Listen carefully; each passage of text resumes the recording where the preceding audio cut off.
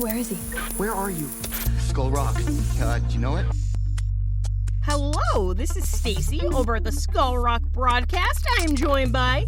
Hello, this is Megan. Welcome back to our Stranger Things podcast.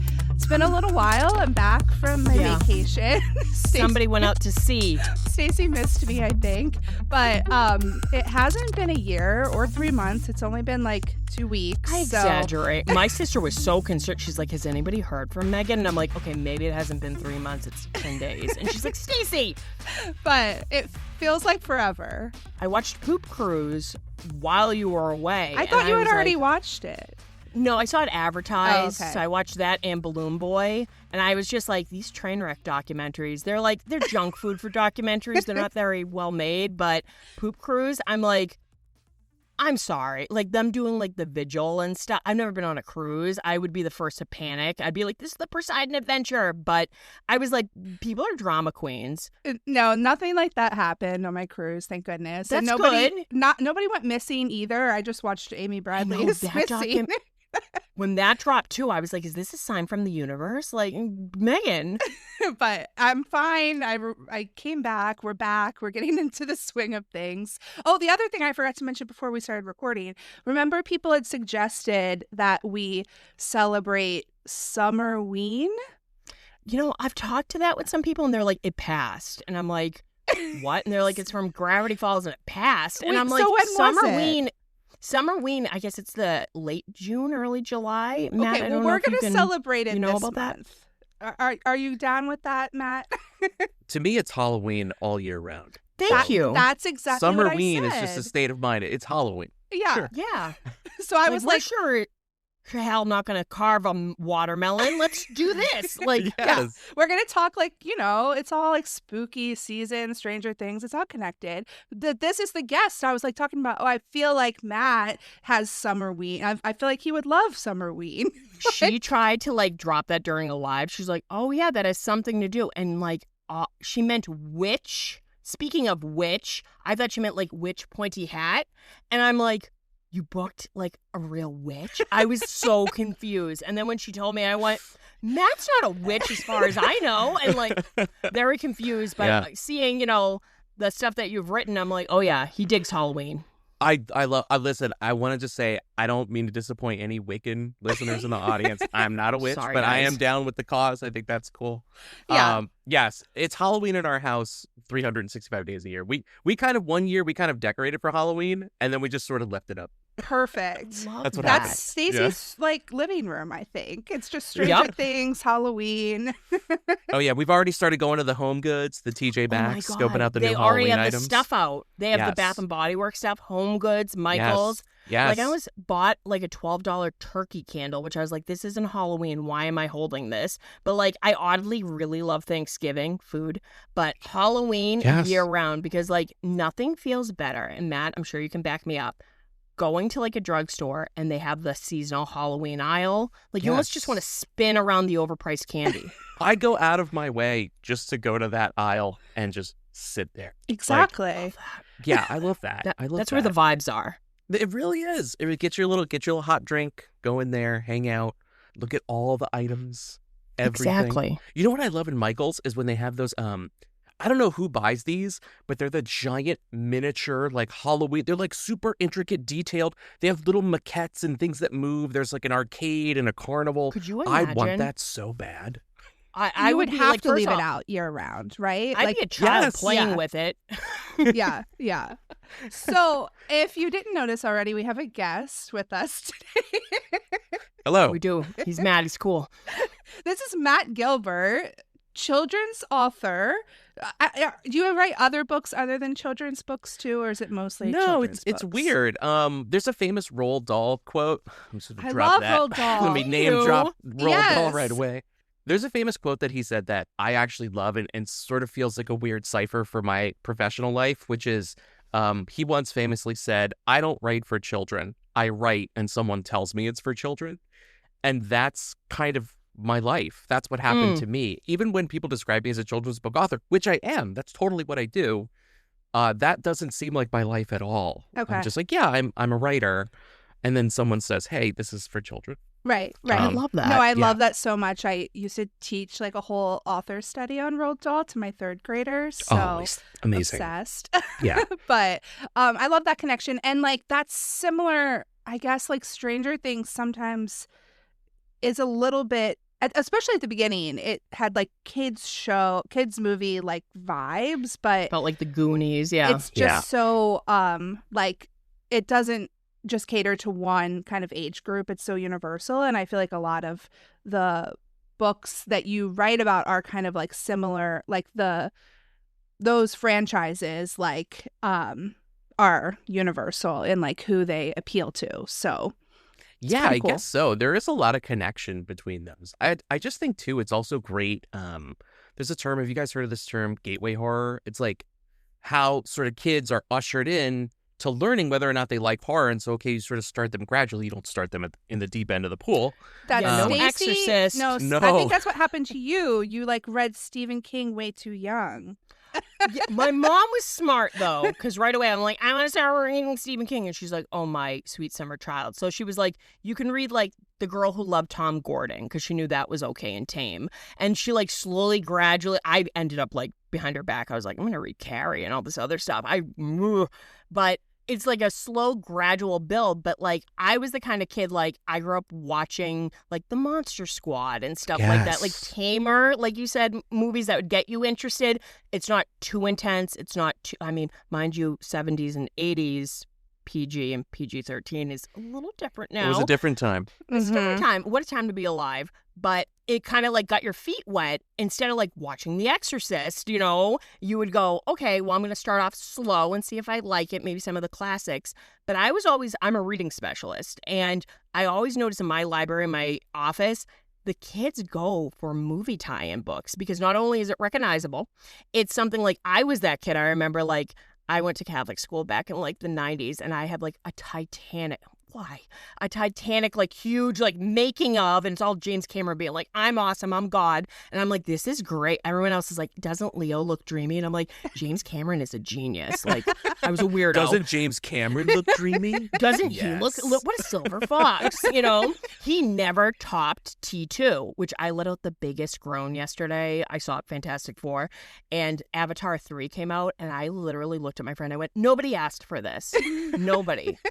And I'm like, I can't. I used to worship at the altar of James Cameron, not anymore.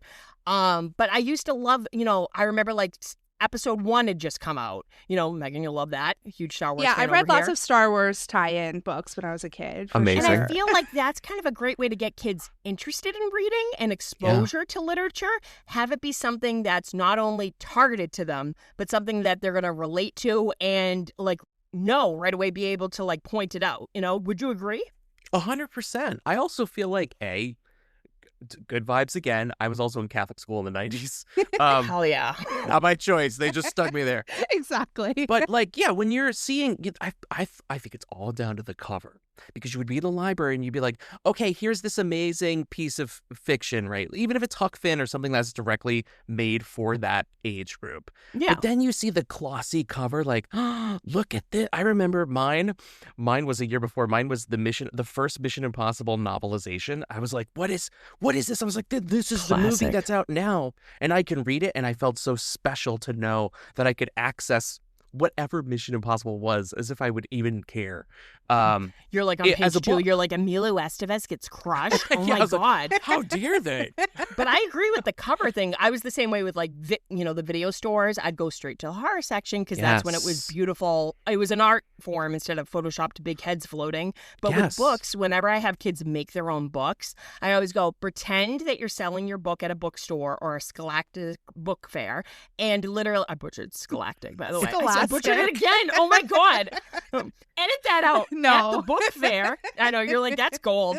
So at the, I'm saying galactic base, fucking Fantastic Four. But at the book fair, at the public school book fair, I always say, if you're selling it, you want it to pop out. You want it to stand out. You want it to be a book that you're like, I want to spend money on that. I want to buy that. So I always like, even though we first work on the story, the mapping out, their first draft, and then, editing, I always go, spend a lot of time, because I am someone like, be creative. If you are good at art, like, even if you're not, just make an attempt. And I'm like, I want you to spend a whole day on this. Work on the cover because you've worked hard enough. This is your time to just decompress. But I agree with the cover. You want it to jump out for the child and interest them immediately, 100%. And it's also harder too.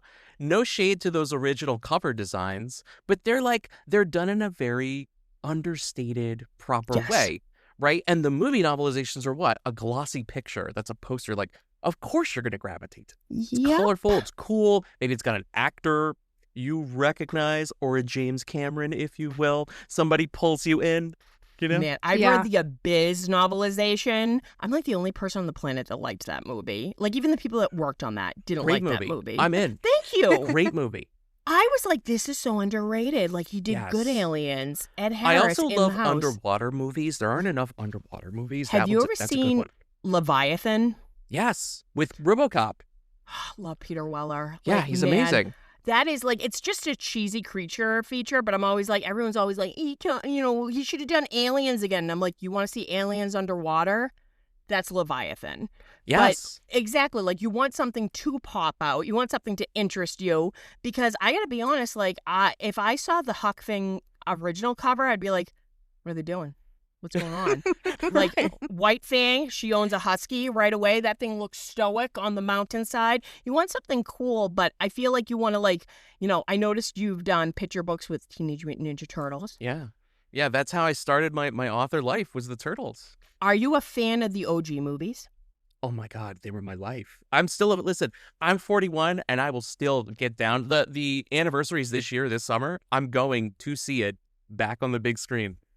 They're showing the original. Re-releasing it? Yeah, the 1990 original version with the Jim Henson turtles, the good turtles in the suits. Yeah. And I was there. That's how old I am to everybody. I was there when it originally came out. You're only a little bit older than us. My mind was blown. I was like... That movie, I know, held the record for the longest, probably until The Blair Witch, as like the highest grossing independent movie. Yeah. And like, I always just think, this is so sad that I'm quoting this, but I remember when Corey Haim was alive. He had that reality show, The Two Coreys, and he's like talking about how he wasn't invited back for Lost Boys 2. That was kind of a good thing. And he's crying to Corey Feldman, who's just so insufferable, even though we grew up with him. And he goes, man, it's just like when I wasn't invited back for Teenage Mutant Ninja Turtles 2, Secret of the Green Ooze. He says the whole title. And I'm like, but you did come back when they time traveled to China, Corey. That's what counts. But that original, I love how he goes to see, what is it, Leonardo? He goes to see critters and he's in a trench coat. And I'm like, yes. What? Only in New York. Awesome. Yeah. And gets in a fight with Casey Jones on the way home. Boom. It's the best. Tell us a little bit more about how you got started. So you said that the Teenage Mutant Ninja Turtles was that your first book that you had published? Was I was novelizing the 2012 the reboot series, but I was always a massive fan of the Turtles ever since I was a kid. So it was kind of a dream come true right away. I got spoiled right away to get to do something that I loved. But the way that I got that, everybody's like, well, how did that actually happen, right? Because you could be a fan and you could write fanfic. You can do those things. I was actually a TV writer. I was working at Nickelodeon I was there for 10 years. That's awesome. I was not part of any of the scandals. That was not my department. Yeah. I just want to clarify that straight up. Yeah. I met some of those people. But I didn't, no one knows. And you're like an underling. You don't have any power to be able to help people. Keep your head down doing your job. Keep your head down. Yeah. Right. I'm just trying to write words, right? I'm just trying to write words so that I get the paycheck so that I can go home at the end of the day. Amen. And what happened was Nickelodeon had bought it and we were rebooting the 2012 series, Ninja Turtles, right? We were showing it to a new audience. And they knew I was a Turtle fan and I had written a bunch of stuff for the show to launch the show. And while the show was being launched, one of the other big producers that I worked with came up to me and said, hey, this is a little weird, but somebody reached out to us. They want to know if we have anybody that can write a Ninja Turtles novel. Would you be up for that? And I lied through my teeth and I was like, I could totally do that. Mm-hmm. And Always then what say happened yes. was, yes. And then what happened was all of a sudden, it snowballed. And in 2 weeks, it was like, I'm writing this thing.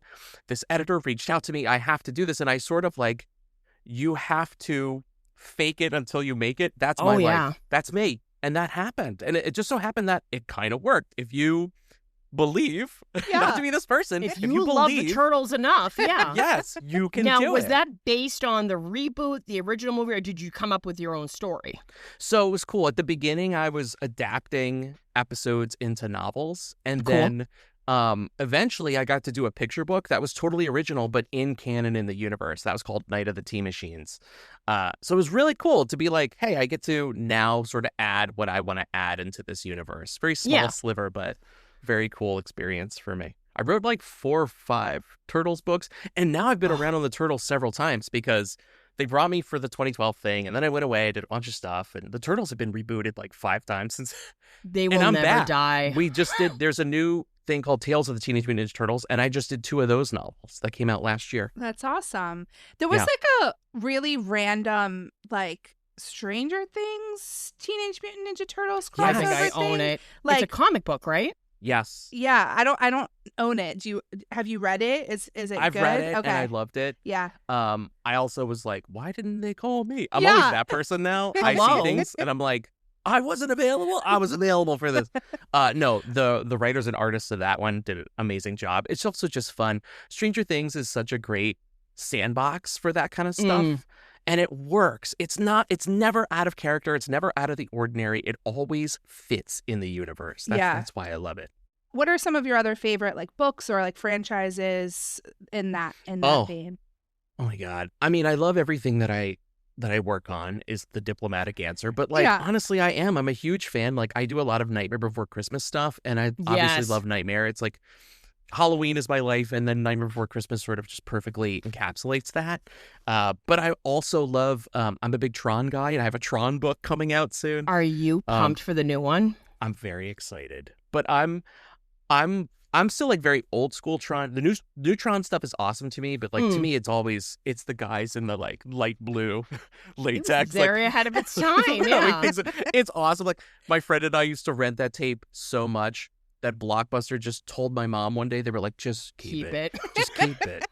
They were like, they felt bad for her. They were like, this lady comes every day or to return this. We're like, just keep the tape. Yeah. lady. Just keep it. We've come talked back. about like VHS rental stores and how we as kids would just go and like rent the same movies over and over again. And it's like Yes. at some point, didn't my parents realize that it would have just been cheaper to buy me that movie? Like, Yeah. we're not talking Yeah. about what movies I was renting. Stacey knows. the Very- building very blocks of, opposite those taste. movies made you, right? That's the movies they that make you. They Yeah. build your personality. Exactly. Yeah, totally. I love though that there's a picture book that you wrote about Tron because like yeah, I mean I liked Tron Legacy, but like Daft Punk did the like thing and everything. I mean it was pretty cool, but this new one like Jared Leto, I don't know, like okay, Yeah. cool. Yeah, that I'm not so sure about. But you know, to me, the magic of Tron has always been that 1982 original. To me, if I there's feel Jeff like you Bridges can't and beat Tron, the original, you're yeah. cool. Yeah, And Jeff yeah. Bridges, like, I love that he's come back for all the sequels, but him in that original, like, that isn't really more of a mainstream movie, like, unless you were raised watching it. Like, kids today would be like, what? You know? Which I did laugh when I saw that Nine Inch Nails was doing the soundtrack. I'm like, okay. Okay. Oh, Jared Leto. No 30 Seconds to Mars. That was a dig. But anyways, right away I was like, I like that you're showing, like, you're exposing, like, new generations to this stuff, you know, because Oh, these yeah. kids, like, you know, unless it's direct to streaming or it's been rebooted or remade and stuff, I like that you're kind of like showing, like, there's classics that actually kind of still hold up and stuff that tell really great stories, you know? 100% and align with things they like today. I mean, I tell kids, the kids in my life, I'm like, if you like Stranger Things, guess what? You like Monster Squad. If you like Stranger Things, guess what? You like Ghostbusters. That's the one thing I haven't.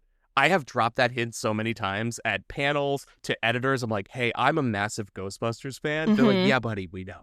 Like, yeah, like, but it's cool. The Goonies, if you like the Goonies, you like Stranger Things. Like, I love that Stranger Things wears its influences on its sleeve and pays so much homage to these things, and it beautifully infuses the show with these things. It's like, Yep. if any of this stuff in these various corners of pop culture is in your DNA, you like this show. Yeah. I Yeah. always said it felt like Stephen King and Steven Spielberg made a show. And the Yes. Duffers are a little bit older than us, but they grew up with the same classics, you know, Yeah. the same books, the same movies, the same TV shows. But I noticed you did a Frankenweenie book, which I did. Remember the OG one? With Daniel Stern and the great Shelley Duvall. Trauma. Heartbreaking. Yes. Trauma. I mean, I've seen the remake. It's so adorable. But the original, I'm like, what was I doing watching this? Like, oh my God. Like, as I, like, pull my dog close, I'm like, Yes. oh my God. But I really love that you did a Frankenweenie book. I was like, definitely have to add that to my library because I'm going to be like, kids, here's your first step about things dying. Yeah. Oh my God. Yes. Also, I'm a pet parent. My cat he's my dude. And it was fun to like finally do something about animals. I love animals. Yeah. And I mean, who doesn't love animals? But it was just fun to do that because I remember I have that trauma as a kid watching that original Frankenweenie because it was like, hey, here's the people you like, and this is a movie made for you. And there's a funny dog on the cover, and you had no idea where that was about to take you. I and break your rewatched heart. it during the pandemic. That was a bad mistake. First of all, the parents were deaf that they didn't hear that this kid was constructing this, but like at least it ends like on a no. But I'm like, Yes. freaking Tim Burton, like. But I'm sure you're the same. You grew up with Batman Returns and stuff. Yeah. I mean, he definitely I heard Pee-wee's Big Adventure just turned 40 yesterday, and I'm like, Yes. a lot of kids probably don't know about the original movie, which is a classic. A classic. And also that did you watch that Pee-wee documentary, Pee-wee as I did. himself? It was It's a sad. fantastic. It was So sad, well but it was done. amazing. I love that he did it, and I love that he kind of explained like why he had to stay in the closet, how he kind of Yes. regretted, constantly being that character, but seeing his like how he loved Howdy Doody and stuff, like you could see what inspired him to make his art, Yes. what was important to him as a kid, and what stood out. What would you say is your process when you're going to sit down and start a new project? If it's an original project or a project that's not based on some existing thing like a show or a movie, those are actually a little easier, funny enough, because you've got more room, like you can, to me, I always think about arcs and stories. So it's the boring answer, but I always think about your beginning, middle, end, and that sort of informs everything I write. But when I'm working on something like Stranger Things or Frankenweenie or Tron or something like that, that is ridiculously harder to me because you're playing in someone else's sandbox, and now there are all these rules. So I'm always now thinking of like, instead of an arc going A, B, C, I'm always thinking of C. I'm like, well, this is where it ends up. This is where the scene is.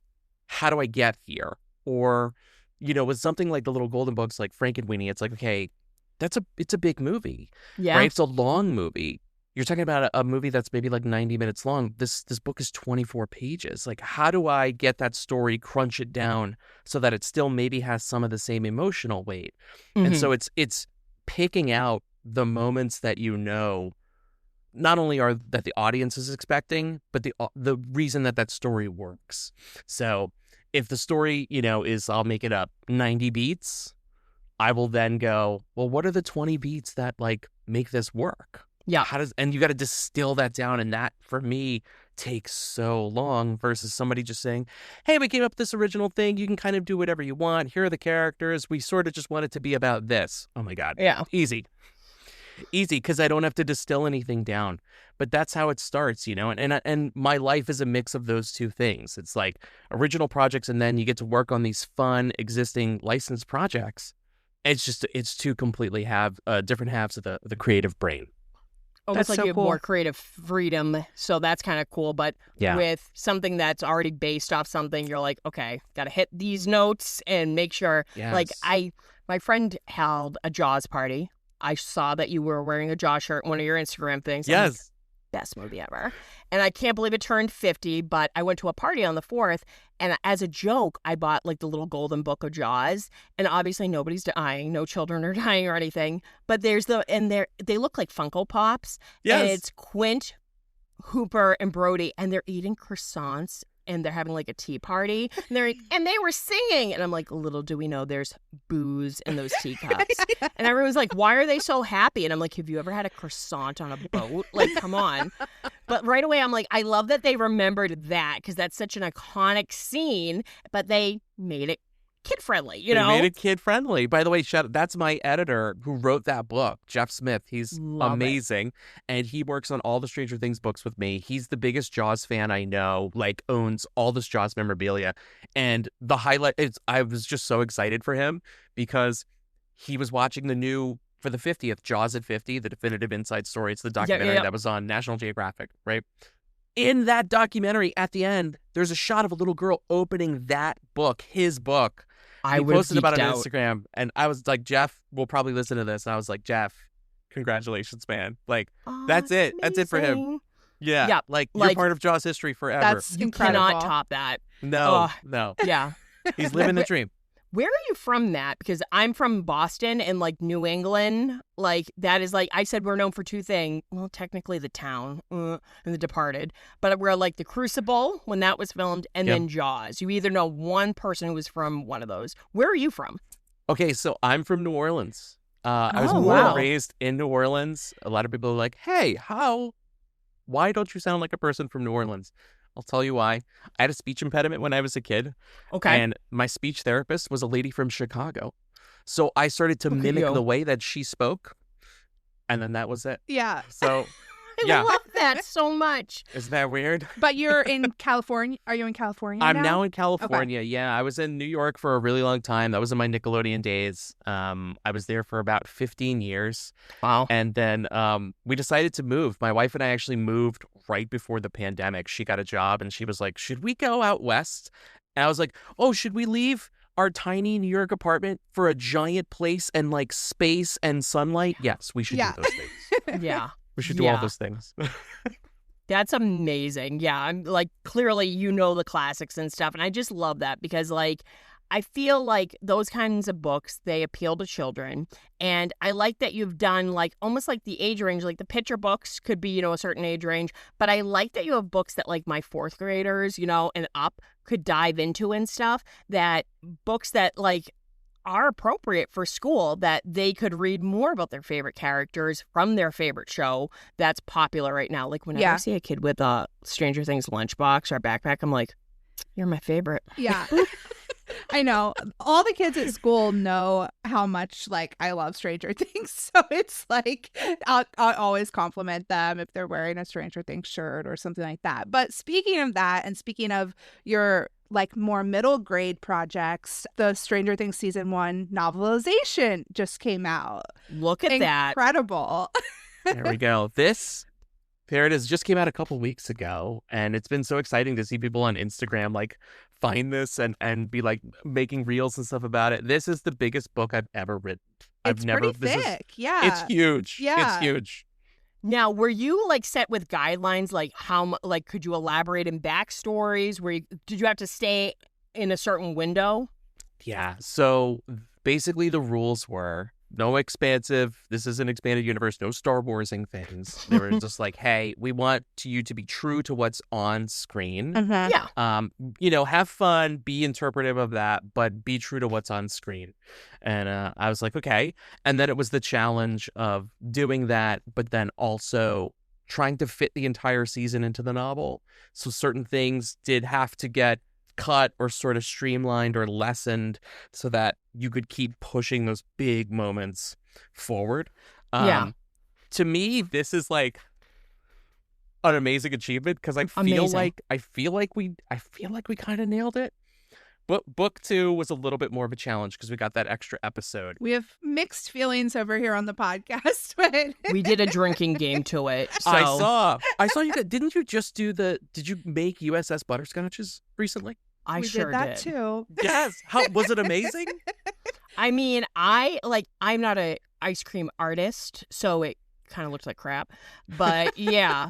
But like, yeah, What I did you always do? wonder. How did you fit the butters? Like, did you have like a giant?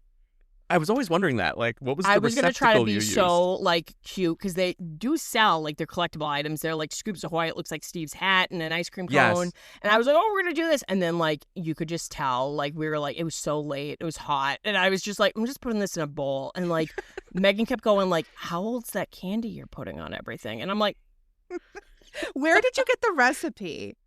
Was the it recipe I in- got off Google, Oh, which okay. there are so many ingredients to that thing. I'm like, no wonder Scoops Ahoy did not last. They probably went bankrupt. Like, I think, isn't there like a recipe book coming out? Like, did you Oh, They I have think there one is. Yeah. on Yeah. Amazon, I Yeah. think. or like Man, an I'm not a official cook. one? Yeah. Oh, really? Yeah. Oh, damn. Yeah. So I wanted to ask though, are you doing all 4 seasons of the novelizations? So I'll tell you that we have 2 seasons. And season 2 is coming in September, Okay. Can't wait. and you might see something else later. And maybe. Okay. Might take a trip to the mall or, dot. dot. I think it's That's really so cool cool. that they're also releasing the scripts, like, and they're like Yes. bound and stuff like Yes. that. I'm super excited And they are about like that. lovingly published, and I haven't gotten to see them. I mean, I've gotten to see the scripts that I've worked on for the seasons Mhm. I've worked on. So those are amazing. They're so well written. That writing team is just like, they are polished and good, and you could just see the writing. It just comes through so punchy, and Yeah. it really leaps off the page. It's excellent screenwriting, in my opinion. So tough act to follow. Yeah. No big deal. I No know. rush. But you've Yeah. also written and worked on a couple other like projects for Stranger Things Yeah. tie-in books. So I know you had Hawkins Horrors, which Yes. is really fun, like anthology, I would kind of say, of like different like ghost stories. And then did you do the yearbook? I did. Okay. Yeah, I did. I did the Hawkins middle school and high school yearbook for 1985. That must have been a blast. It was so fun. That was like, I'm gonna tell you, I don't like to play favorites with my projects, but that's been my favorite Stranger Things project so far, because it was Yeah. just so fun. I have to Mm. get it. Like, I thought I owned it, but Stacey knows that I like buy things and then I like just forget that I bought them. And I was like, I need to see if I actually have bought that, but I need to get it because I don't It's actually okay. have it. I'm the same way. I'm the same thing. I'm the same way with mail. Mail will Yes. sit in my living room and I don't open it, and I'm like, I know. and then I'll have the audacity 2 weeks later to be like, "Where's that thing? Yeah. I Yeah. ordered a thing. It's not It here." never came. Yeah. Yes, and it's like, look at the mountain of boxes Right. over here. Yeah. It's in here. Exactly. Now, have you always been a fan of like movie novelizations? Because I know I always have. Like, I once found a flea market that had tons of them, like the Terminator novelization and stuff. James Cameron had to drop my man again. But like so many movies that I loved, I was like, they made a novelization. I feel like for a while that was kind of like that went the way of the dodo, but it's coming back now, would you say? Yes, it's definitely coming back. Thank God. Yes, when I was a kid, it was what I wanted to do. Like, I remember telling my English teacher, I was like, how do I do this? And she was probably like, I don't understand. You're pointing, making noises. What are you saying? No, it was like, I love novelizations, and I've gotten to novelize only TV up to this point, which has been amazing, and I've done a lot of it. I would love to do a movie novelization, but you're right. I thought for a while, especially like when I was writing the Turtle novelizations 13 years ago, I was like, they're not doing these anymore, and it's a shame because they're so fun. Because I remember you would go to an airport and you would just like see them. They would be Yeah. all over the place, especially at the airport. And now they're coming back. Like Minecraft had a big novelization. I know those Lego movies get novelizations. Yeah, the Lego ones the kids love. Yeah, so it's cool. I'm happy. Like, let's bring it back because Yeah. I want to get it back to the point where it was back in the heyday with your Terminators and the Abyss and stuff. Like, my editor, again, Jeff Smith, the great Jeff Smith, love you, Jeff, who wrote Jaws, he sent me, because I'm a massive Halloween fan, he sent me the original novelization from the 1978, the Michael Myers Halloween. And it that's is awesome. Because that is a novelization where he got to add a lot of backstory, sort of interpret moments, and it's Richard Curtis, I believe, is the author. He nailed it. He nailed it. I love when people do that. Like, I know James Patterson. Have you ever read The Funhouse? Like, they had the movie, yes. and they usually, like, it would be the other way around. Instead, they were like, we made this movie. We're not going to make it like a movie novelization, but we need you to make a novel based off it. Yes. The backstory. I'm like, why wasn't this made into a movie? Like, this is 10 times better, the Yes. backstory. And it's great, too, because you just get to add. It only adds. It's only supplemental. Like, if you love this thing, now you get more of this thing. Like, it's never a negative. To me, the novelizations are always a plus. Kind of like, especially with Star Wars, right? Like, you're a Star Wars fan. Like, you know that some of those big expanded universe books, now they've become so popular. Now that is becoming the main canon. People are Yeah. like, well, let's go to I see Thrawn pop up in shows, right? Like, people now are digging into those, and it's really cool, especially like for all the authors who have contributed to these universes. It's cool to see their stuff kind of like coming back around. Yeah, absolutely. Getting kids to read. I love it. Yes, getting kids to read. Used to be Pizza Hut made us read. Mm-hmm. Now Man, they gotta bring that back. dangle a personal pan pizza in front of me. I think as adults we would probably appreciate that coming back. Oh, 100%. Same. 100%. You would have lines of adults being like, here are the 10 things I read not giving my pizza. That was the only thing that motivated me. Food, shocking, but I was like, book it. Like, but yeah, like pizza and movies, 100%. Have you been a fan of Stranger Things since the very beginning? Yes, since the very beginning. So I was actually at Nickelodeon at the time. I think it came out, season 1 was 2015 or 2016, right? 16, yep. 16. Yeah. I was at Nickelodeon, and I remember watching it because we were all, we were working in TV, and when you work in TV, you're always very aware of what's happening in television everywhere, streaming, linear, whatever. People are always watching shows. Your boss is always checking in on you, what shows you're watching. And I remember reading an article before it had dropped that was basically kind of like what Stacey was saying. It was like, do you like Steven Spielberg? Do you like Stephen King? This show combines these two things. And I was like, I like both of those things. Mm-hmm. So how do I do this? And I remember signing up for Netflix because of that. And that's a true story. Cool. And I remember watching, because they dropped them all at once, remember? Yep. They dropped them all at once. And I remember sitting down on a Saturday, and I think you can actually go back through the archive of my Instagram, but I swear I took a picture. That episode where Nancy first goes through the tree and goes into the upside down. So good, yep. There was a screen grab of Nancy right next to that tree, the hole in the tree. And I remember taking a picture of it and I posted it to Instagram, but I sent it to my boss, and I was like, you need to watch this show. I was like, it's fantastic. I was like, literally block your day out because you're going to want to just sit with this. And I wound up watching the entire season in a day. Yeah. Oh, yeah. I think I watched it in one weekend, and I remember it's like in my Facebook memories, it comes back every year of like me watching it and be like, who else is watching this show? Yes. Like, I need to talk about Everything And it. did we you loved. obviously, the both of you fell in love with it right away. Yeah, absolutely. I'm sure, right? 100%.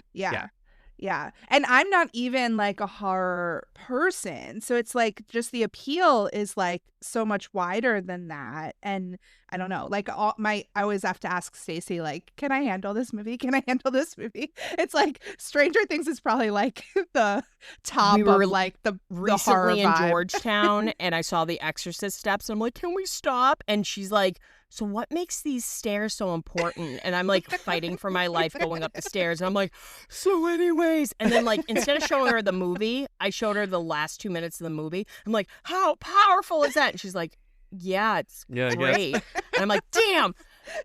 Yeah, as we were in DC driving around, I'm like, I'm going to show you the mall. And she's like, where's I the thought you went food to court? Shoppers Let's go to Mall. the steps. I'm like, what? Like an indoor, like a food court? And she's like, no, Stacey.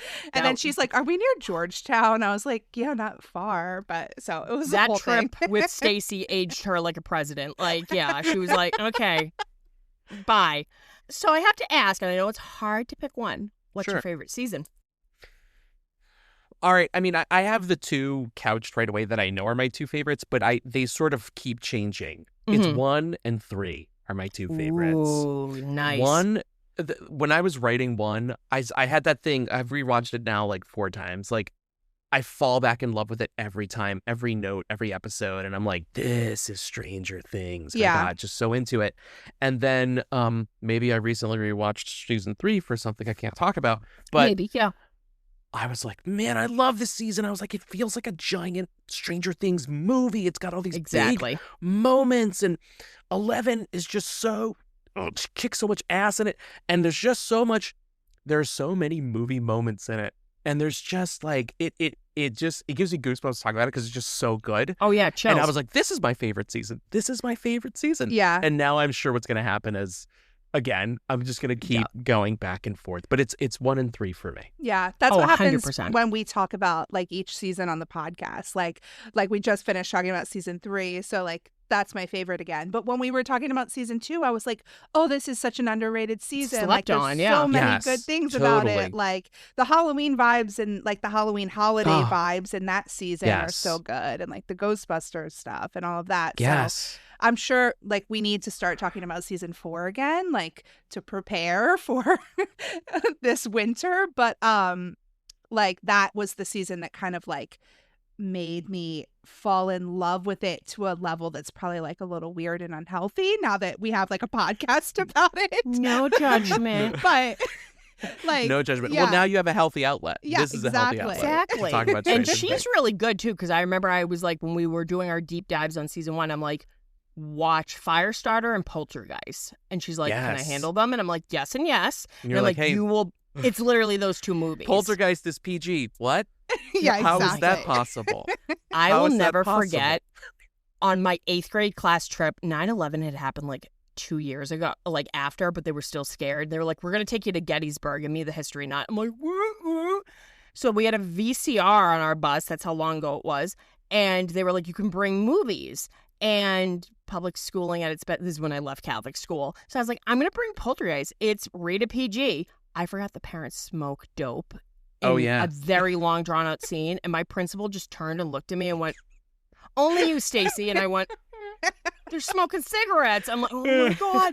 Yeah. And that was right before we stopped at the battleground. I was like, of course that'd be the last movie. Like, You're damn. like, smoking's bad. See, they smoked and their house got possessed. Don't Right. do Don't it. do that. Don't There was do an it. anti-smoking PSA. Exactly. But I remember when they pitched it, like a friend of mine was like, yeah, Winona Ryder's got this new TV show. And I'm like, TV show? And they were like, yeah, it's supposed to be like the movie Prisoners, but with creatures in it. And I had no idea. And I caught happy accident. You know, I was house sitting and I looked and I went, kind of reminds me of like 5 different movies and 5 different books I love. But right away, I'm like, well, this is very appealing. Now, you know, not gun to your head, but like Demogorgon to your head. Favorite character? You can only pick one. You know, I knew this question was going to happen on the show, and Mhm. I was like trying, because I'm a Scoops Troop person. I just Oh, love yeah. the Scoops Mhm. Troop, period. Everybody in the Scoops Troop, I would die for the Scoops Troop. Yeah. Hell yeah. But I'm going to say something that might be a little controversial. I think my favorite character might be Joyce. I like it. I like Yeah. that. She always gets, you know what I love about Joyce? Joyce gives me, I'm a big X-Files person. Joyce gives me X-Files Yes. vibes. When I see Joyce, I'm like, she's seeing some stuff, man. That lady's Yeah. been through some stuff. And she always comes out of it at the other end, like, okay, strong. She's like a rock for the kids. Uh-huh. And I love Steve, and I love Dustin, and I love Robin, and I love Erica. The Yeah. whole Scoops Troop gang. But man, every season I go through it with Joyce, and I'm like, you did it again. You survived, Joyce. I was like, Right? please keep going, Joyce. I would say she's like the main character. Like in It some feels ways. like it. Yeah. It feels like it. And if we're Yeah. talking about all of our references, for me, it feels like if the kids were at one point in a Spielberg movie and then they were like in a Stephen King story, she has always felt like she's been in a John Carpenter movie. She feels like Laurie Yes. Strode grown up. And Yep. at the end, Laurie's like, I've survived 15 Halloweens and I'm going to survive the next one too. 10 different timelines. Yep. Yeah. Yes. Did you see Joyce the is perfect. did you see the play yet? I Like have the not Broadway? seen the play, and what was funny was I just went to England before it even went to Broadway. Cool. I was just in England earlier in the spring in May, and the play was there, and I was like, there was a hot minute where I was like, did we see the play? And my wife was like, hey, we're supposed to be on vacation. You can't be working and looking at Stranger Things. So I didn't go see it, but I saw the advertisements for it in the Tube, as they call it. Yeah. Tube. Yep. I saw the first shadow, and I was like, there's this great, I don't remember the station, I'm sorry, but there was this great underground station that had this giant, I wish I would have taken a picture of it, this really long first shadow artwork that ran the length Ooh. of a wall, and it was the Mind Flayer spread out, and it looked so cool. It was like monochromatic, black and white, and it was such a stark image that even if you were on the other side of the platform, it looked like the Mind Flayer was sort of like coming out of the tube in a way. That's cool. And I was like, whoever designed this, A+. Yeah, Right? that's amazing. That's a big part of the play. Like once both of you see it, because Stacey hasn't Ooh, seen it yet okay. either. I got Like, COVID. yeah. I'm literally on my way to the bus and I'm like, I kind of feel weird. Oh no! Wait, and is Is it like there's like a young Jim Hopper in Yeah, it well, and a young Joyce? it made me and... think of it when we were talking about Joyce, because she's Yeah. a very like strong character in the play too, and it's when they were in high school. So then there's some other, like Henry Creel is like a high school student with them all, like, but he's younger, I guess. And then is Bob Newby in there? Bob is in there. Yeah, Nice. Yeah, I love Bob. And then he has a Freaking sister. Sean Astin. He has a sister, what's the sister's name? Patty Newby, and she's like another main character. So that's kind of like almost like an original character to the play, because obviously we You didn't said know the about production her. value was insane, right, Megan? Yeah, and I saw it the first night of previews, so I'm sure it's even better now. Like, I thought it was flawless, and I'm sure that they were still working things out. She saw the Duffer Brothers that night. I did. Oh my I God. got to talk to them like super briefly on the escalator. Wow. Yeah, I that fangirled so hard about that. Was that like a top 3 moment for you? Yeah, were like you just Your soul left your body, yeah. We've met a lot of the cast members at this like convention last October, but like seeing the Duffer Brothers just randomly, like our friend Juan that was with us, with like the group of friends that I was with, if he hadn't said anything to them, I wouldn't have said anything, because I was just like starstruck, like didn't know what to say. Yeah. But Stacey just got to talk to Ross on Instagram the other day. Girl. So I don't know if you saw, but he posted like, oh, this was this, mashup of all these movies that we were pitching to the studios originally, when it wasn't Stranger Things. And it's all these different movies. And I didn't realize it was like this little friendly contest that he did. And he was like, name all the movies, win a reward. And I kept joking to Megan. I was like, it's a forehead kiss by Ross Duffer. So I may not be athletic. I may not be able to do long division, but I can name movies. So I sat down and I was like, here we go, cracks knuckles. And it was so funny because right away he ended up saying in the comments, he was like, there's 18. I named it like 25. I was like, well, I'm seeing shit that doesn't belong. But I'm a fast typer and I got stubby little fingers. So instead of just naming the goddamn movies, and right away I was like, people are going to just rip off my answers. But, all in friendly competition. But people, like, there was a 2-second scene from Looper. And I'm like, certain people were saying Looper. And I'm like, point it out to me. Point it out. Like, I was right. It was my Super Bowl. But of course, I'm writing. That's all I could clock. And since the universe hates me, instead of all I could clock, it autocorrected it to all AI could clock. And I'm very anti-AI. I won't get on my soapbox. But right away I went, oh my, it was literally like, so I tried to edit. You couldn't. And right away I was like, I got to bring attention. I'm like, typo. Megan and like 12 other people were like, no, really? She this is an AI. That's just her brain. Because Ross commented on it and said AI. And what did he say, Megan? AI is hallucinating. And I went. And then somebody may or may not, they're not listening to this podcast. They stuck their clown nose in my business. They were like, you admitted that you were cheating. And I'm like, actually, I took the higher road, the classy road. I went, because I'm not about to start on a Ross Duffer thing. I went, actually, it was a typo, but if you'd like to DM me and have a conversation about movies, and then I got their Instagram removed. Whoops.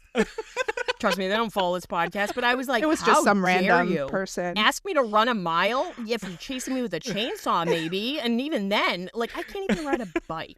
So I'm like, I swear, Ross, it wasn't AI. I hate AI. I freaked out. I was like, no, really, I'm just that freak. But she was literally devastated. I'm sorry for bringing it up. up. And talk me down because I'm like, he's one of my heroes, and he thinks and I go, how would you even use? I'm a millennial. I'm like, how would you even use AI for that? She's like, know. She goes, calm down. He responded to you, and I'm like, he's busting my balls. And I had a moment, but right away, like, it's such a cool, like, splice up because it's like Mothman prophecies, I'm just going to name all 18 movies. But right away, I'm like, at one point, I was like, yeah, the miniseries Space from 1985. That definitely was not one. He probably was like, what is this girl on? What are you talking about? It has to be a robot. And I'm like, so, yeah, Megan did tell me the next day that I was in the hospital. I was okay, but she ended up calling me and she's like, oh, this is the play now, not the... This is the play. She goes, I have something to tell you. And I'm like a Victorian frail child. And I'm like, what? And she goes, I met the Duffer Brothers. And I go, that's great, dude. That's incredible. Like, you could have literally surprised me with a birthday cake, and I would have been like, cool, man. She was like, as long as it wasn't Joe Keery, I'm fine. Oh, I would have been devastated. But it all worked out. But I would love to meet the Duffer Brothers because, like, I feel like they're like us. They could talk music and movies and stuff. And I think they write underdogs. They write characters that children can look up to, that it's okay to be different, you know, that, you know, don't listen to the bullies and the haters, that there's always room for change and stuff. Now, what was your favorite thing that you were able to write about with the season 1 book? Oh, I have to tell you, all of the classic moments that I remember, right? 11 lifting the van, you know, them finding her for the first time, like the Demogorgon, like that whole thing, Brenner at the end, and sort of that question, that was all my favorite stuff, to be like, how am I? Because up to this point, no regular person outside of the Duffer Brothers and their writing staff and Netflix had seen those scripts. Nobody had seen, we'd all seen it happen, but no one had seen it on the page. What does that look like in words? And that was kind of my cool challenge, to be like, I want to see how I do that justice. Like, how do I attempt to put this into words and make it feel like it sings the same way? I hope I did that, because when you read their scripts, eventually, like, you'll see it. Their writing is so great, it's so punchy, so fast. You know, screenwriting is meant to be brief. It's meant for you to move across the page quickly, feeling emotion, right? I feel like writing a screenplay is almost like cooking, where it's like it's meant for you to experiment and be fast and have passion, and regular writing, book writing, to me is like baking. You're following directions. You have to be looking at things, like you have to time it exactly or it doesn't work. And so I was like, well, how am I going to compete with brief, fast, like these kind of staccato beats that are happening really fast? And I hope I did that. I hope I did it well. Because I was like, I feel like everybody on planet Earth has seen the show now. And I was like, some kid, my thing was, I was like, the fans and collectors, they're going to know and have this in their DNA. Yeah. I don't have to work as hard for them. I'm writing this for the kid who's never seen Stranger Things before and maybe says, you know what, I'm just going to crack this book open. What is this? And hope that I can communicate half of what's in that scene so that they then turn and go, I want to go watch that show. Yeah. I love that. And that's good writing, when you make it like an emotional kind of like, yeah, you know... I tried. I don't know that I did. I tried. But yeah, you know what? The scene, honestly, it was the Hawkins Power and Light van coming up the street, them on the bikes. Chills. And I was like, let's make this happen in the book. I want it to feel like you're watching it. And hopefully I did, but that was my favorite thing to write up until that point. Love that. And I have some new favorite things that I've written since. I cannot review. There's a lot of fun in 2. We got a lot of fun in 2, especially with all the Billy stuff. The Billy stuff is really fun to write. Yeah. Yeah. That would be interesting to write for like kids, because they gave crumbs and stuff, so it'd be interesting to see, aim to a younger audience, like Megan was saying. You know. I remember reading, I don't know if you guys look at the Stranger Things Wikipedia, right? All the time. Okay, so if you go to the novelization entry, whoever put that up for the on the Wikipedia, there's a comment, and the first comment is like, how are they gonna make this suitable for kids in a novel? We've got drugs, we've got hate crimes, like LGBTQ issues, we've got guns, we got weapons. And I was like, trust me, kid, these are the exact questions I asked myself when I got the job. The thing you're running in your head right now, I've run that through in my head for years. Yeah. Like, how do we communicate this and not stray away or censor or water down? I was like, especially with Will, I was like, there are kids out there who feel like Will and don't know how to put it into words. I was like, we cannot look away from this. It's got to be in there. That's him. That's true to the character. And I want some kid to read this, and if they're feeling different or strange, like, I want them to know they're not alone. There's a cipher for them in this book. Yeah. It's like, we can't look away. So thankfully we didn't. I think the only big note that I got early on was, just watch the cursing. They were like, not too much cursing. We had to be very specific about. Does like to say the S word. He does, and I try to get a couple in when I can. I'm like, I haven't been given an exact count, but I'm like, how many how many Dustin swears can I get? I've always Sometimes I'll wondered throw 'em about in. that because I know with like Yes. movies you're allowed like one F word if it's PG-13, but with a Yeah. book it's an entirely different like format. It is. You know? It is. And you got to really pick your moment. Because I was like, well, season 2 is spoken for because of Bitchin'. I was like, we have to do Bitchin'. Yep. And Bitchin' is going to take up a lot of my like swear allowance. I Yeah. was like, sorry, other Sorry, swear. I Dustin. need to do Bitchin'. Basically, yeah, this is what it is, man. You're going to say crap a lot, Dustin. Yeah. Yep. That's so Fiddlesticks. funny. How are you feeling about season 5? So the anticipation is at a fever pitch. I know a lot of people online that I've seen, at least in like the subreddit and stuff, are very much like, certain people have got to die. I'm like, hey man, no one's got to die. No, that's No me one's too. got to die. These people have been through so much. They deserve a happy ending. This is They not all Game of deserve to walk Thrones. off into the sunset. Yes. Oh my God. Yeah, it's already been like traumatizing enough as it is. Yes. Megan has a nice little like dream theory I about do. tying in with the Lost Boys. Yeah, so Oh, like go- when I take it watched away, Megan. when I watched that movie, which was very late, like only a couple years ago, like all of the like half vampires, if you kill the main vampire, they like came back and they were fine, right? So I'm Oh, like, yeah. well, maybe all of Vecna's victims, like if you kill Vecna, then they'll all be fine. So that was my connection. But it's I mean, it's watch like that a ends up dream. actually happening. I don't have any insider info on 5, but I'm just going to tell you, that's a pretty dynamite theory.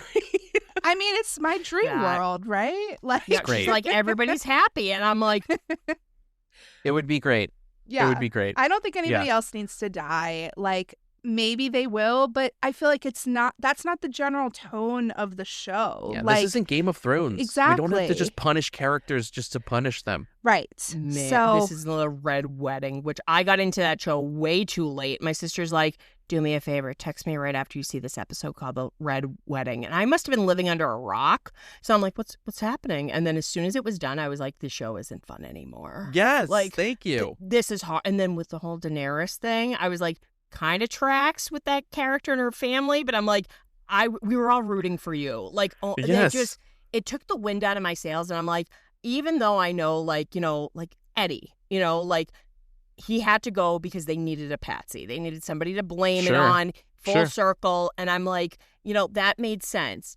But other characters, like, I'm sorry, watching Rudy, aka Sean Astin, become demo dog bits, like, no, even Benny. Like, I always say it's the most Oh, powerful line yeah. in season 1 when he goes, you know, I was used to strangers back then. Benny was my friend. And I'm like, Yes. Yeah. I guess Totally. Barb. Well, stop. I love Barb. But Bob had to go because Joyce and Hopper are endgame. I think that's the thing there. For sure. And also, get it. Eddie, I don't know if you guys would keep it up, but I'm sure you have, but Eddie's been kind of hinting that maybe he comes back. I know. Yeah, I he think is there's not lots good of at a poker face. No. there's lots of room for that, I think. And I think at the very beginning, like right after season 4, both of us were like really on board with like him coming back. And I think like we've had such a long time to like process it that we're just kind of like, we'll take whatever it ends up being at Sure, this point. sure. Yeah. And we both read a lot of fan fiction. So we're like, Yeah. Eddie's alive and well in lots he's of different fine. worlds. So like, it's fine. Whatever they decide to do with canon, we'll Yeah, be content with. All I want is for it to be amazing, which Of course. if it's going to be like any of the past seasons, it's going to be.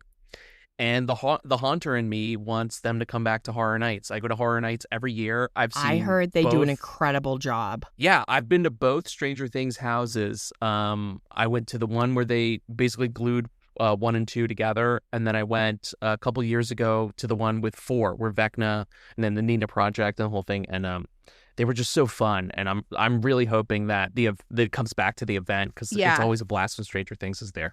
Yeah. Yeah, the detail that they pack into those haunted. Oh I've never my been, God. but my tattoo artist goes, and he's like, Stacy, one year they made it look like the mall in Starcourt. And I'm It like, did. It truly did. What? Yeah, it looked like the mall. I remember all the snowball stuff. Walking through that was really cool. mm, Because they kept messing with you. That was the Vecna year. So like you would walk through the snowball and it was so glittery and shimmery. And I was just trying to take in all the details. This is what happens to me in every haunted house. I walk through and I'm just trying to take in the details, and look then at here everything. comes Vecna just sideswiping out of a wall right at us. That's insane. It was great. Yeah. Matt, were you able to call that the orderly was like Vecna? Were you able to call that? Okay, so I feel like now when you answer this question, inevitably people are gonna be like, yeah, right. Okay, listen, I really was, but it's not a Stranger Things thing. It's not even a writer thing. It's my ADD brain. I have human facial ID. Like, I'm not great with Yeah. names, but if I see a face, I know it. Like, if I see an actor and it's one of these movies where an actor's playing multiple parts, I'm like, oh, it's this guy. Like, when I first saw The Prestige, I was like, he's got a twin. Like, Boom. I just knew. And it Yep. was just because of my dumb face ID brain. So as season 4 was progressing, the more I kept looking at the orderly, I was like, man, this kid, there's something about him. And then it clicked. It just clicked for me. I want to say about like, it was early. Like, I don't know. I don't even remember when, but I just know. And I turned to my buddy who I was watching the show with and I said, that's Vecna. Now, I did not call that he was young. The boy, Creole. the little boy. That's Yeah. how I was too. I was the same way. I knew that like Jamie's character was the bad guy, but I did not Yes. know that the little boy, like the little brother, like that they Yes. were all three the same. That was like a twist on a twist. I think that got Yes. everybody. Yeah. This was me. I went, she's going to accidentally rip that thing out of his throat, her orderly friend, and she's going to go crazy and kill everybody. And then I'm like, never mind. I also thought the American was Billy or Barb. I do not belong in a casino, clearly. I'm like, we should do a death pool this season. And Megan is like, I don't want to think about that. And No, she was also, no you're going to deaths. lose a lot of money, Stacey. And I'm like, true. Yeah. Maybe don't do the death pool. And I did it for Walking Dead, like behind how HR did not drag me in, but I would go up to people and I'd be like, who do you think Negan killed? And this is back when the show was meh.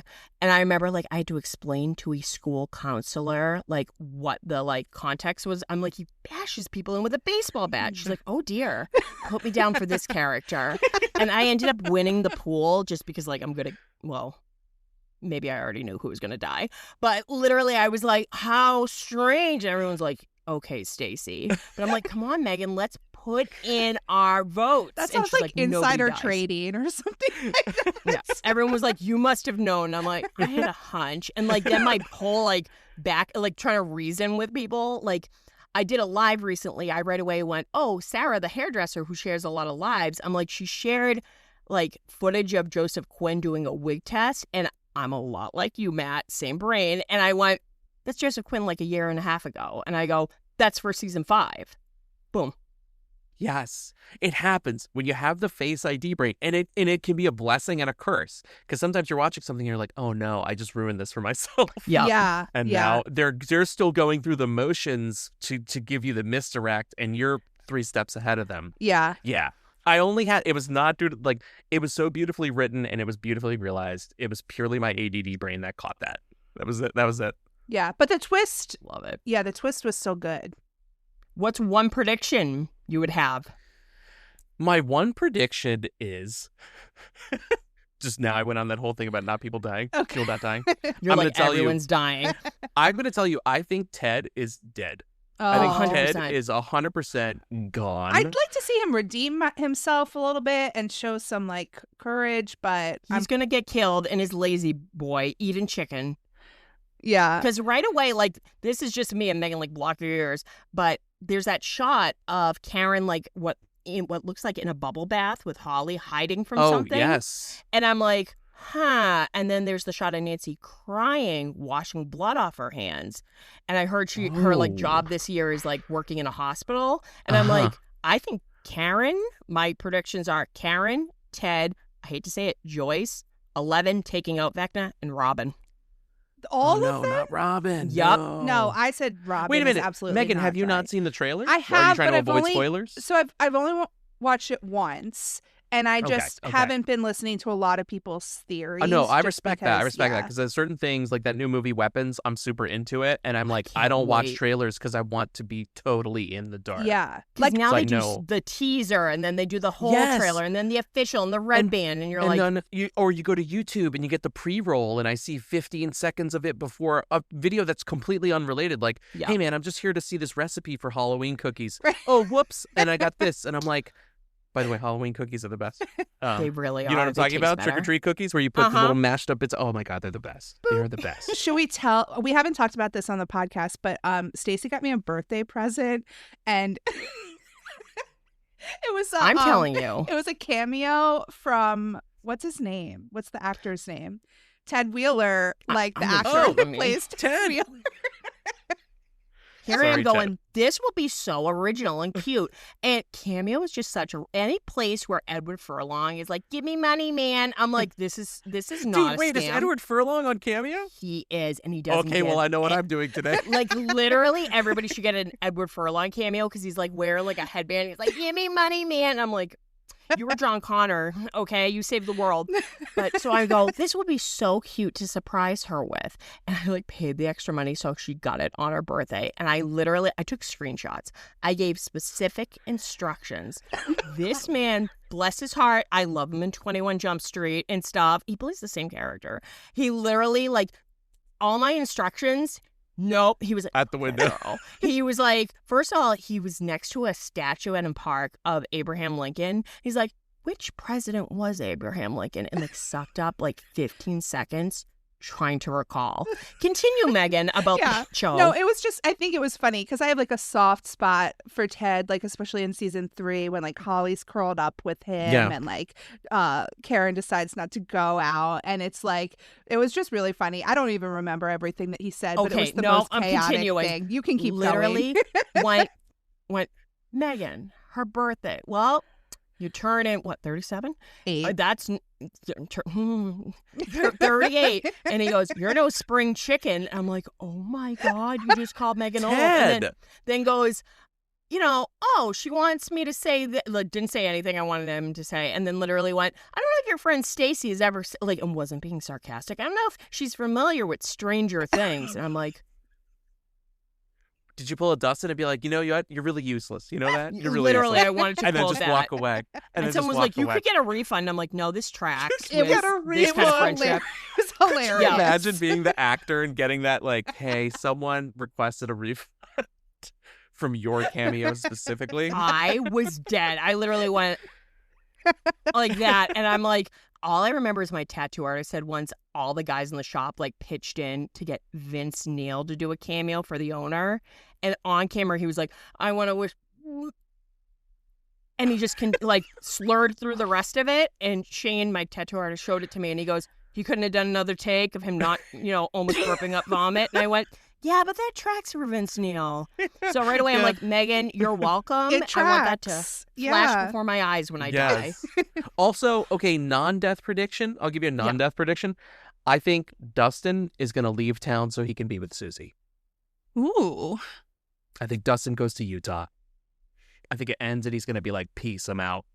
He's going to go to Utah. die. I like And that. all the better for it, brother. Do Yeah. it. Yeah. Get out of there, Hawkins. Yeah, I man. know. This town. Yeah.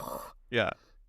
As for Man. everybody else, I have no idea. I won't go over details to spare Megan for the trailer, but No, there are I've seen some it. It's okay. excellent visuals and shots that I'm Yeah. like, I cannot wait to see where this goes. music, that yeah. moment in the bathtub. Also, the Demogorgon the redesign on him looks really cool. He like beefed up. He hit the gym. He looks good. I was going to say Demogorgon it looks looked amazing. different. Yeah. He looks a little more it's weird. You could see they redesigned the Demogorgon and Vecna because there's a shot of Vecna where he almost looks like very like way more angular than normal. It's almost like he's made up of like branches or Yes. tendrils or something. Mm. There's not so much like a solid body, like you could sort of see through him, which I think is Mhm. really cool. I just can't wait to see all these new design elements. Like there are gonna be things that I know. I was like this too back during season 4. I was like, that's a t-shirt, that's a t-shirt, that's a t-shirt. Mhm. I just kept playing that game. I was like, this is a t-shirt, put Yeah. this on a t-shirt. We're excited for the Um, radio station for sure. Yes. Yes. Yeah. Yes. Also, I noticed the call letters were squawk. Yeah. I'm like, that's got to Squawk. be some kind of a call to something, or maybe just a funny kind of in joke. I also just love that shot of Steve just like messing with the knobs. You're like, what's he up to? He's trying Somebody to pick was up like, a "Is he signal. on a submarine?" I'm like, "No." Is he on a submarine? No. In Indiana, no. As soon as I saw it, it looked like he was Han Solo underneath the Millennium Falcon.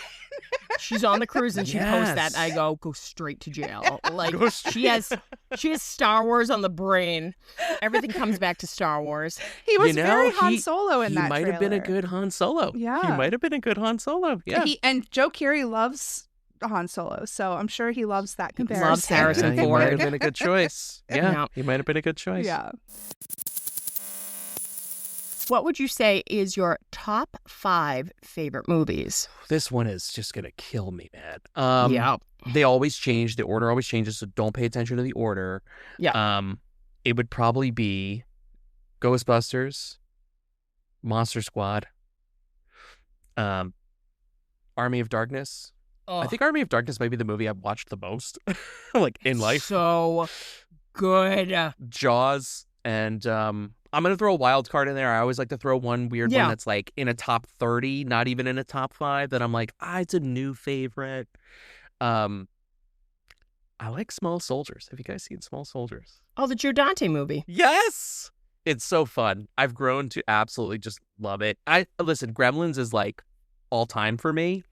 But I watched Small Soldiers, and there's something about the idea. I think I had the same idea when I was a kid. I was like, what if my action figures were secretly watching me? What if they came to life? Not in a fun Toy Story way. Where Terrifying. they're going on Yeah. adventures. Like, they're out to get me. But that movie Okay. is scary, right? Like, no. I think it's a little lighter. I don't want to lead you down a path where Well, you think so this I is safe remember and my- you go. you and can you- handle it. My brothers, though, I remember my brothers wanting to get it and my parents like not letting them. Like, I don't know if it was the language. I would definitely say or- it's like gateway horror. Okay. It's Yeah. there's some scary moments, but it's very light. It's more silly than anything. Okay. I just love the comedy in it. It's really fun. I mean, this was Joe when we were Dante. little, so he's the yeah. best. He's Yeah. the best. Man, but I mean, The Howling is one of my favorites, but obviously The Howling. Gremlins, Piranha, Yep. The Burbs I recommended to her, and I'm like, that's my Oh, humor in a yeah. nutshell. It's so good. But I feel like Burbs is Small amazing. Soldiers was one of the last like true movies I saw Joe Dante in the theaters. Yeah. Yeah. It was like 98 or 99. Mhm. It's just so great. It's just one I love a lot. But like all the that era, I think we had it in terms of the VHS, the video movies, 80s and 90s. We've got it. You know, I think Mhm. the generation today, they've got TV. Their Yeah. TV beats our TV up and down the street all day. 100%. But I think our movies have them. I think our movies, that's where we shined.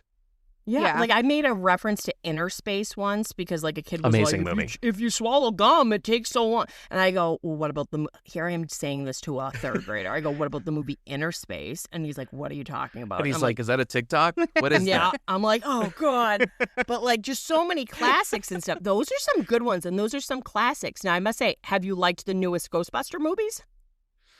They've been okay. I like them more I just like the brand. Like all of them. Like I'm just like I like hanging out with Ghostbusters. I don't care who the cast is. I don't care. I like that world. I like the idea of people busting ghosts. So that's fun. I mean, are they gonna be they're never gonna be the movies that I loved as a kid. Exactly. You know, you have that nostalgic tie. You know, you're never nothing's ever gonna replace that.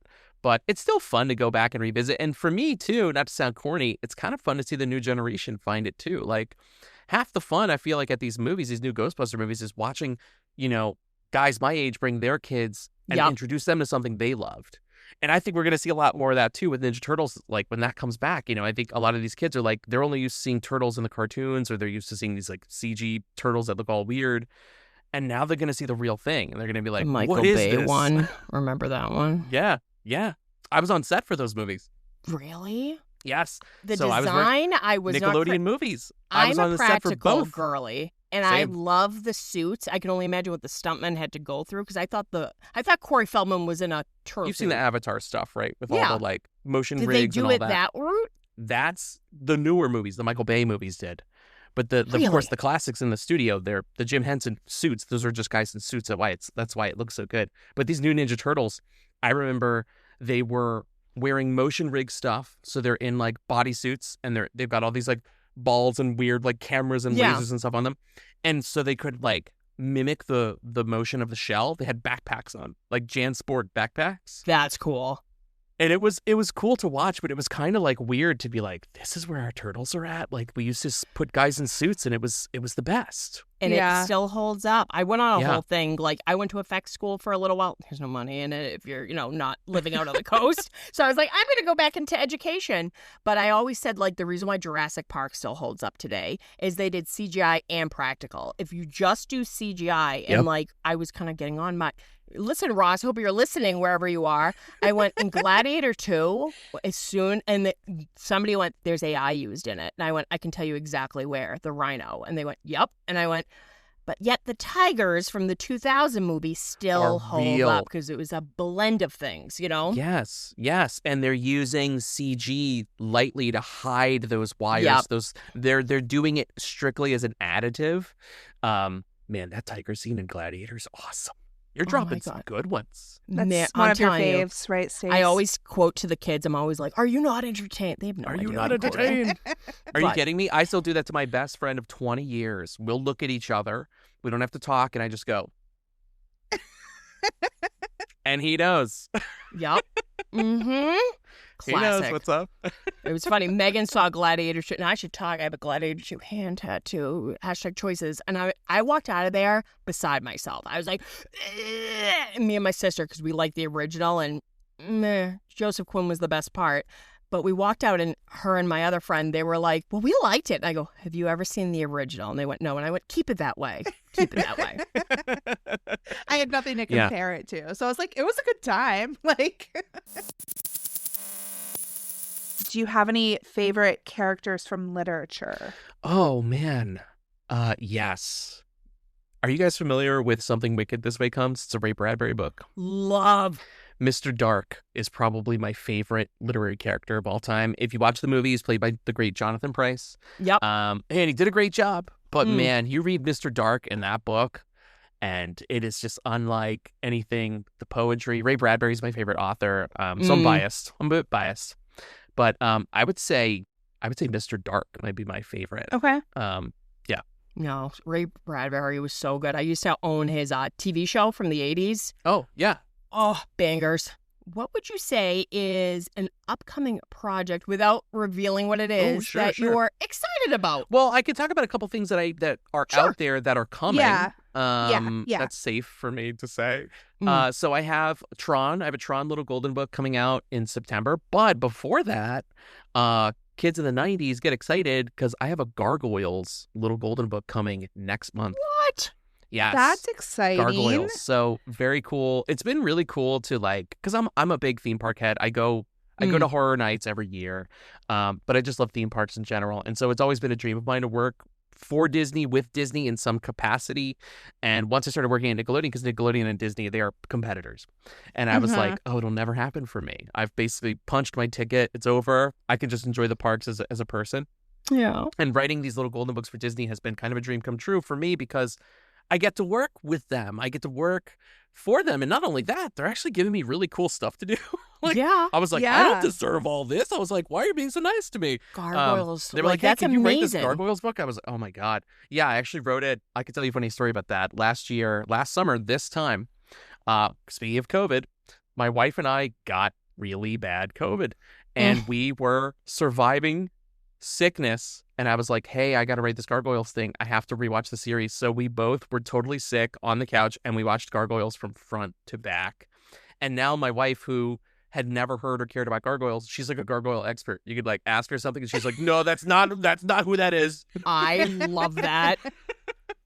So yeah, but Gargoyles is coming, and Tron is coming, and season 2, of course, season 2 novelization for Stranger Things is coming in September. So September's gonna be fun for me. I got a lot of releases coming out, and I have some fun personal stuff I've been doing. I started a YouTube channel recently. Cool. That's exciting. It's just something I've always thought about. I'm like, I went to film school. I never was going to be a Cool. writer. When I went, I thought I was going to direct Hollywood movies, kind of similar to your special effects story, Stacey. It was like, if you're not on the coast, don't bother. Yeah. Like today it's a little easier, but I went to film school, made films, and I've always loved making videos. And so recently I was like, you know what? Like, I'm not busy enough. I'm like, I'm going to just make a YouTube channel for me. I So love that. I started, making travel logs of my trips and just kind of like whatever I find interesting. So that's been kind of fun for me on a personal level. But I do have other really fun, super relevant projects to this podcast that I cannot speak about. But well, once you can, we'll have to have you back oh, to chat for sure, about them. for sure, Yeah, totally. Yeah, that would be awesome. And last question, would you ever consider writing an original novel, like an actual, like an adult novel aimed towards a older audience? I know people are like, that's why Jack Nicholson went crazy, but everyone always says everyone has a script. I guess Hollywood's now taking a closer look at novels now. They 'cause are, they're more and original graphic ideas. novels. Because like I also write a lot of graphic novels under Cool. pen names. It's actually what I do in between these big licensing gigs. My day job is writing graphic novels. Not a bad Love day that. job to have. Yeah. I actually write, I could tell you, I write for a series called Dragon Kingdom of Renly. It's super fun. It's all about dragons. There are like no humans in the world. It's just dragons. It's really fun. It kind of reminds me of, in a ways, remember Adventures of Gummy Bears? Where it was like, Yeah. it's just a land of bears, right? Like, Yeah. that's what Dragons. this is. Totally. It's all dragons and other creatures too. But like, I have a lot of fun writing those. And that's been a treat. But like, because of that, I was like, oh, I'm going to write my own graphic novel, my original graphic novel. And I spent a year writing it and really digging in. And let me tell you, even though I'm a published author, I've been in this game for 13 years. I got published in 2012, traditionally published by Penguin Random House. I have not been able to get an original project off the ground. It is really, really hard, especially there's only so much time in a day. I've written original things, but then my job calls me and I'm like, oh, I have to go write. And I love it. And that's the thing. I throw all my creativity, all myself into these. And when it's done, I'm like, okay, I've got a month left out of the year. I'm like, do I really want to turn around and write something right now? Like, Yeah. no. Like, I want to bake and be like a human being. that. Like, you know what I mean? Yeah. Like, I want to drive around and be like, hey, people have said there's a new chicken place. I want to go try that. Like, I want to be that person for a month before I return to duty. Yeah. So, yes, the answer is I have some original things. They're languishing on a hard drive. But recently, I got the idea for something new that I want to start working on. So maybe next year is my time, hopefully. Yeah. That's awesome. I love that. Yeah, and we didn't talk about food because I feel like you like to try Oh my eating God, things, yes. which Stacey is also a big Yes. fan of. Yes. Love that. So- And when I say that, it's not fancy culinary things. Like, I'm into snacks. I'm into like the snacks. I try all the new Oreos. Oh, speaking of Oreo, have you seen the Stranger Things Chips Ahoy's? I am so pumped. I'm pumped. I signed up. I'm like, please let me know when they're available. Chips Ahoy, don't sleep on it. I want to try these. Yeah. Were you talking about the Selena Gomez Oreos? Yes, they're Like, amazing. Did you post about those? They're I had to amazing. get them the other day because I was like, I think Matt said these were good. There was like a little 4-pack. Did you get at them? Wawa, and I got them. They were really They're good. amazing. Yeah. They're chocolate and Yeah. cinnamon. Ooh. And it is, oh my God, it's delicious. And before that, the Oreo celeb collabs have been amazing because the Post Malone Oreos, you would not think they would be good. They were fantastic. What do they taste like? They were like a salted caramel, vanilla, and they had two different, so like they had the black cookie and the white cookie. It was really good. Yeah, my wife and I were both like, there's no way this is going to be good. It's going to taste like cigarettes and hay, like Post and Malone. face tattoos, yeah. Yes, and we took a bite and we were like, is this the best Oreo ever created? This Do is we owe Post delicious. Malone a giant apology? Yep. I love movie No, they tie-in were food. good. I got the Fantastic Four blue milk, and I was How like, is it? everyone was like, you're allergic to blueberries. I'm like, there's no real natural flavors in that. It tasted like if cotton candy and like strawberry milk were mixed together. It was, I wouldn't say nasty, but like, Right. Stacey, do you get the thing where Interesting. you're like super excited to try the snack food and you're jazzed and you get home and the minute it touches your lips, you're like, I've made a giant mistake. so many mistakes. So That's many. like her life. Yeah. Everyone's like, That's you the make the snack- same face. And I'm like, it's Yes. usually all gross, and That's I like the snack garbage. life. It's Yep. such a gamble. It's a losing gamble 8 out of 10 times, but the 2 times it's good, you're like, I feel so vindicated. I literally got the Little Caesars like pizza, and I haven't ever gone to a Little Caesars, Pizza Hut queen, and right away I'm like, And I'm like, I mean, I still ate it, but I'm like, okay. Yeah. Oh my gosh. Have you tried the monster cereals that came out with the Jim Henson, the boxes? Mm-mm. So No. I actually just did a YouTube video about this. So you know the monster cereals like Count Chocula, Yeah. Yeah. Blueberry. Yeah. So they actually came out with these puppet Shut up. collabs where they turned the characters into Muppets. I And love the minute that. it came out, I was like, literally, that's I that was love my that. weekend. I was like, Is the we're cereal finding the all these same? boxes. So the cereal's the same, I think. Okay. I like the monster cereals, but I'm not like an expert on them. So Yeah. Okay. I was like, I think these all taste the same. And it was really all about the packaging. But every year I Yeah. forget what the monster cereals taste like. And it's like I'm tasting them for the first time again. Yeah. I'm like, oh, yeah. yes. I'm like, I We forget were I don't trying like to- blueberry. Right. We were trying to collect all of the Fantastic Four I tie-in want like so much cereal now. cereal boxes. I'm 'cause exhausted. It's like a really cool retro design. Yes, 100%. like, yes. Which I haven't even seen the movie yet, but I bought the AMC like cup, and they were $20 a Wait, bone. did you get that Galactus popcorn head? I had to reel it in a little bit because I bought 3 cups, and they were like, we're limited to 2, and I was like, you do not understand. And they were like, okay, freak. So right away they went, do you want your free, and I don't drink a lot of soda, but I want, these things are $20 a pop. Yeah, I want my soda drink. And I, of course, had to, instead of getting something I would have liked, I got the Johnny Storm like ginger pepper, like ginger ale. And I literally went very loudly, and that place had just opened. I went, this looks like vomit. And then I like, huge ass cup. And I go, this tastes disgusting. And I go, but guess what? I'm so much of a cheapskate. I'm drinking both of these I'm bad just going to drink it. Yeah. Yes.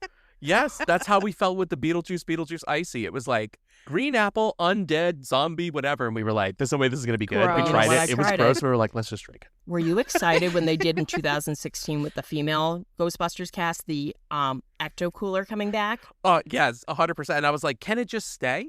Can it Yeah, just stay? right. Like, Why's it gotta hello, go we've been red? asking for this. Yes. Drank cases of that. Yes. Cases. Like, no Yes. need, but I was like hoarding it like the apocalypse. And I'm like, what am I going to do with all this? And then I cracked open a can 2 years later. I love eating and ingesting things that could kill me. And I'm like, what tastes like? I got the Stranger Things popcorn tin. And like 2 years later, I'm like, it was stale, Megan. And she's like, well, natural Well. consequence, Stace. Like, Took one for the team. of course. yeah. I'm going to have to check out that YouTube channel. That's amazing. Yes. You Yeah. can find me, you know what? Shameless plug. You can find me Yes. anywhere. I'm on Instagram at Matt Gilbert Writes, like writing, Matt Gilbert Writes. And my YouTube channel is also called Matt Gilbert Writes. So if you look for that, you'll find me. I'm gonna Perfect. put that monster cereal video up today. I cannot wait Get to ready to watch watch it. me try all of the monster cereal. Yeah. We're excited. We're definitely going to watch it. This is the content I live for. Yes. Thank Yeah. you. Yeah. Same. I'm like, listen to me. A Friday night is sitting down, watching random strangers on YouTube try different snacks, like custom live snacks. for I'm it. like, let's do it. I was like, I want at least 3 hours of this. At least 3. Oh, yeah. Yeah. It's so relaxing. Whenever it's like Yes. a fast food thing and they're like the Nightmare Whopper, it'll give you nightmares. I tried it. Yes. Like, I'm Yes. surprised I didn't end up in the hospital. Do you like, I load them up too in a playlist. I'm like, I want 7 Nightmare Whopper videos in a row. Oh, yeah. 100%. They're all saying the same thing, but I don't care. I want to see Yep. 7 different people This try is this. me. I'm like, that's my ASMR. I'm like, yes. yeah, this season 5 is going to be fun seeing all the promotional stuff because Yes. bring on the food. It's already started. I'm looking forward to the Hopefully- Chips Ahoy tie-in episode. So I can't wait. What was their Doritos already? Oh, yes. Lollipops. Yep. Like, Oh yeah, Chupa Chup. I recently bought like a season 2 Doritos bag off eBay. I'm an idiot. Why do I have access to money? But literally I went, well, it's unopened. And I'm like, oh, is this like what I'm going to leave my dog as an heirloom? And I'm like, man, what a time to be alive. But the food tie-ins are the fun tie-ins. They're Like, come on. fun. They're fun. Yes. Yeah, it is 100%. fun. They're fun. That's why you need to get 2. 1 to try, 1 to keep. 1 to try, 1 to keep. Collector, I can tell. Exactly. Yep. Yep. Mhm. oh my gosh. All right. Well, before she starts talking about new Coke, let's wrap it up. Listen, No, I said before you start talking about new Coke. she's so annoyed. was- I gave the history like twice, and she's like, "Dude, we already know all about it." I'm like, "But did you know for 1985?" So to screw with her, when we recapped Battle of Starcourt, I kept going, I mentioned it like 15 times just to be her goblin. And she was like, Stacey, shut up. I'm going to deliver a whole package to you. It was super fun to talk to you today. Oh my God, this Matt. was a blast. Thank you so much. So 100%. much. Yeah. And like we said, we can't wait to check out your YouTube channel, get all of the books, collect all of the books that you've done for Stranger Things, and we'll be excited to hear about the new projects once you can share. Yep. So, anything else, Stacey? I mean, unless you want to talk about New Coke. No, I don't. I'm just going to let New Coke be a mystery to me. That was a super fun conversation with Matt. I think blast. One of our favorite guests that we've ever had on. So Definitely. I know you guys had a great time nerding out over movies and Love talking movies and movie tie-on food. yeah, exactly. Tie-in food. I know Jesus. that food part. I had to throw that in there at the end because I knew you guys were both into that too. I love it. He was like, is the Fantastic Four milk good? And I'm like, my honest review? But we are so happy to be back, and I think we're going to continue celebrating Summerween, even if we're a little late this month. It'll be our theme of the month for August, and yeah, we'll have some other fun stuff soon. But if you were just listening to tune in for Matt and you've never listened to our show before, definitely check it out. We've got episodes about the first 3 seasons of Stranger Things. We're going to dive into season 4 soon with our Lovers Lake deep dives. But we also just talk about other topics related to the show, like the cast, just our experiences over the past couple of years, just nerding out. Got some fun themed episodes planned, Megan, Yeah. I know, for season 4, which I'm pumped about. Yeah, definitely. So you can find us anywhere you listen to podcasts, but also on social media, mostly on Instagram at Skull Rock Broadcast. I am at Steady Stories on Instagram, and Stacey is at Stay Still Reviews. So definitely come hang out with us and listen, tune in. Anything else you want to add? Eat an Eggo waffle, crack open a can of New Coke, and relax. Yeah. So with that, again, thanks for listening, and over and out. Over and out.